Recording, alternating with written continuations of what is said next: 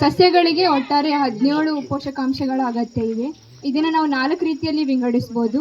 ಅತಿ ದೊಡ್ಡ ಪ್ರಮಾಣದಲ್ಲಿ ಬೇಕಾಗಿರುವ ಪೋಷಕಾಂಶಗಳು, ಪ್ರಥಮ ಪೋಷಕಾಂಶಗಳು, ದ್ವಿತೀಯ ಪೋಷಕಾಂಶಗಳು ಹಾಗೂ ಲಘು ಪೋಷಕಾಂಶಗಳು.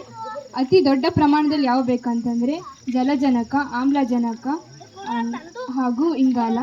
ಪ್ರಥಮ ಪೋಷಕಾಂಶಗಳೆಂದರೆ ಸಾರಜನಕ, ರಂಜಕ ಹಾಗೂ ಪೊಟ್ಯಾಷ್. ದ್ವಿತೀಯ ಪೋಷಕಾಂಶಗಳೆಂದರೆ ಕ್ಯಾಲ್ಶಿಯಂ, ಮ್ಯಾಗ್ನೀಷಿಯಂ ಇನ್ನು ಮುಂತಾದವು.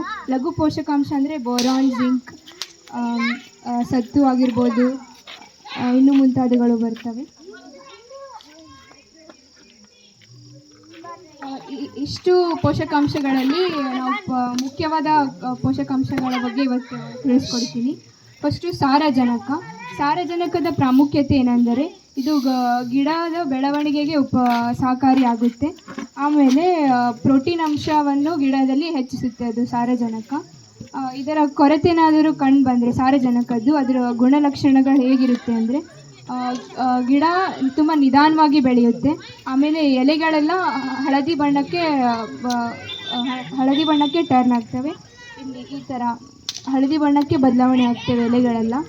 ಆಮೇಲೆ ಗಿಡ ತುಂಬ ನಿಧಾನವಾಗಿ ಬೆಳೆಯುತ್ತೆ. ಇದನ್ನು ನಾವು ಹೇಗೆ ನಿವಾರಣೆ ಮಾಡ್ಬೋದಂದರೆ 5 ಗ್ರಾಮ್ ಯೂರಿಯಾನ 1 ಲೀಟ್ರಲ್ಲಿ ನೀರಿಗೆ ಬೆರೆಸಿ ಸಿಂಪಡಣೆ ಮಾಡ್ಬೋದು. ಇಲ್ಲ ನಾವು ಮೇಲ್ಗೊಬ್ಬರನ ಹಾಕ್ತೀವಲ್ಲ ಅದರಲ್ಲಿ ಯೂರಿಯಾ ಅಥವಾ DAP ನಾವು ಹಾಕ್ಬೋದು. ಮೇಲ್ಗೊಬ್ಬರ ಫಸ್ಟು ಗೊಬ್ಬರನ ಹಾಕಿ ನಂತರ ಗೊಬ್ಬರ ಹಾಕ್ತೀವಲ್ಲ ಆವಾಗ DAP ಅಥವಾ ಯೂರಿಯಾನ ಹಾಕ್ಬೋದು. ನಂತರ ರಂಜಕದ ಪ್ರಾಮುಖ್ಯತೆ ಏನೆಂದರೆ ಅದು ಗಿಡದ ಬೇರಿನ ಬೆಳವಣಿಗೆಗೆ ಸಹಕಾರಿಯಾಗುತ್ತೆ.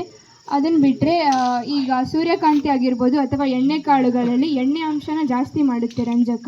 ಮತ್ತು ಕಾಳು ಕಟ್ಟುವುದಂದರೆ ಈಗ ಮೆಕ್ಕೆಜೋಳದಲ್ಲಿ ಆಗಿರ್ಬೋದು